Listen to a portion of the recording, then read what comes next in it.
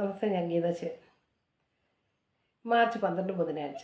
ഇന്നത്തെ നക്ഷത്രം മകനക്ഷത്രമാണ്. 53 നാഴിക 54 വിനാഴികയുണ്ട് മകനക്ഷത്രം. അതായത് 4 മണി 7 മിനിറ്റ് വരെ. മകം ഒരു അസുരഗണത്തിൽപ്പെട്ട നക്ഷത്രമാണ്.